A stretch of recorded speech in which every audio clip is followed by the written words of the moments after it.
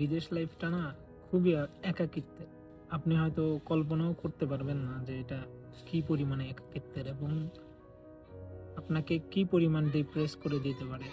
If you do not have any company here, if you do not have any friends, এবং এটা যদি খুব hard হয় আপনার জন্য যে আপনি বন্ধু বানাতে পারতেছেন না, বা আপনার যে সারাউন্ডিংসে যে লোকজনগুলো আছে সেগুলোর সাথে আপনার মেন্টালিটি ম্যাচ করতেছে না, আপনার জন্য এটা খুবই হার্ড হয়ে যাবে এখানে টিকে থাকা।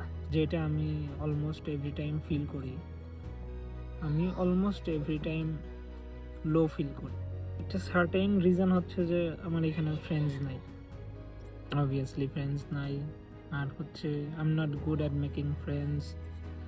আর আরেকটা যেটা কথা যে most of them are illiterate, so তাদের সাথে আমার আসলে যায় না। মানে যদিও শুনতে হয়তো খারাপ লাগবে যে হ্যাঁ তারা অশিক্ষিত দেখে আমি ফ্রেন্ড বানাইতে পারতেছি না কেন, but I have tried, but I can I did. কি করব আমি আমি একাই থাকি, একা একা ঘুরি ফিরি। আমি এই কয়েকদিনে একটু বেশি ঘুরছি ফিরছি।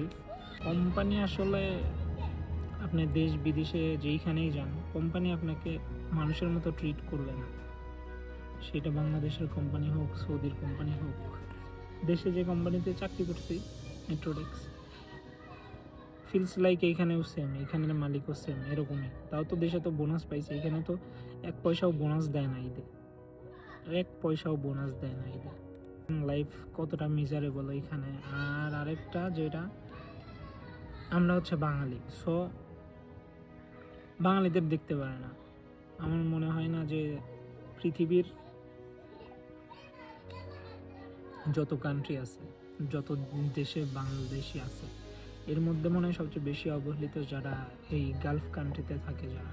হ্যাঁ, এটার একটা রিজনও আছে, কারণ এখানে ম্যাক্সিমাম আপনার অশিক্ষিত লোকজন আসে, যার কারণে আমরা ভ্যালু পাই না। আমি আগে ক্লিনারের কাজ করতাম। আমি যখন সৌদিতে আসছিলাম, আমি তখন তো হচ্ছে ক্লিনারের কাজ করতাম। তো ঠিক আছে, 1-2 দিন করার পরে নর্মালি আমারও মনে হয়েছে যে না, করবো না বা করতে পারবো না, চলে যাব। বাট কাজে ঢোকার সময় আমি 1500 রিয়াল দিয়ে কাজে ঢুকছিলাম। সো আমার যেটাতে মনে হয়েছে যে না, আমার এখানে কাজ করতে হবে, আমার টাকা তুলতে হবে।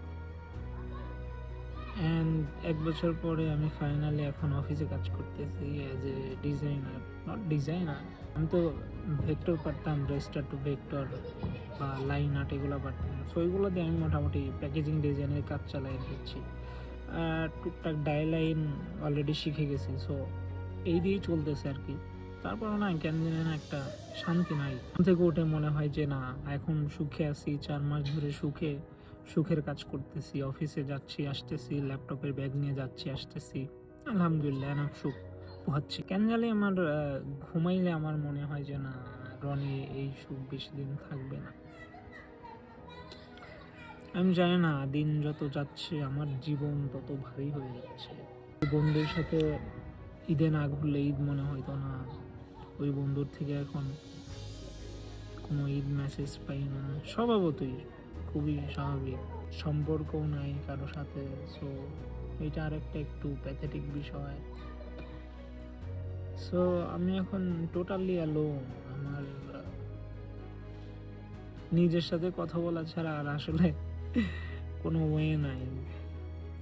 আমি আমার কয়েকটা স্কিল ডেভেলপের চিন্তা করতেছিলাম, লাইক স্পিকিং প্র্যাকটিস করা, ভিডিও এডিটিং শেখা। বাট হয় কি, হ্যাঁ আমি প্রথম কয়েকদিন খুব কনস্ট্যান্ট থাকি, কন্টিনিউয়াসলি করি, এরপরে হয়ে যায় যে আমি মেস করে ফেলাই। পাবজি একবার গেম ইনস্টল করি, আবার আনইনস্টল করি। আমি শুধু চাই আল্লাহ আমার লাইফটা ইজি করে দাও। এখন তো ভালো কামাচ্ছি, তাই না? এখন অবশ্যই ভালো স্যালারি পাই, অ্যাটলিস্ট বাংলাদেশের চাইতে বেটার।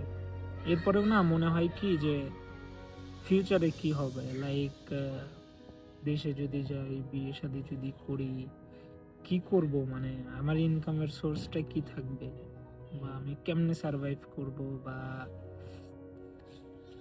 আমার ঘর বাড়ি কেমনে একটু উন্নত করব। অনেক চিন্তা ভাবনা আসলে মাথার মধ্যে ঘুরে, যে এটা হয়তো পরিবারের লোকজনের সাথেও আলোচনা করতে পারি না, এতই বড় হয়ে গেছি।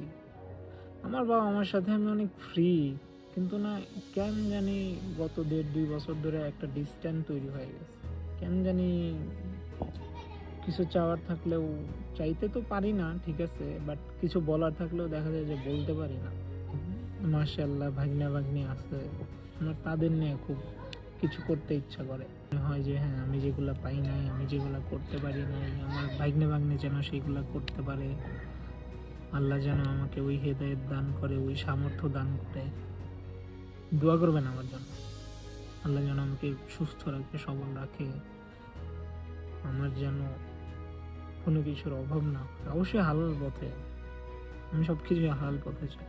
এই তো, আল্লাহ যখন যেভাবে চাইবে হয়তো সেটাই ভালো হবে আমার জন্য। দোয়া করবেন আমার জন্য। আসসালামু আলাইকুম।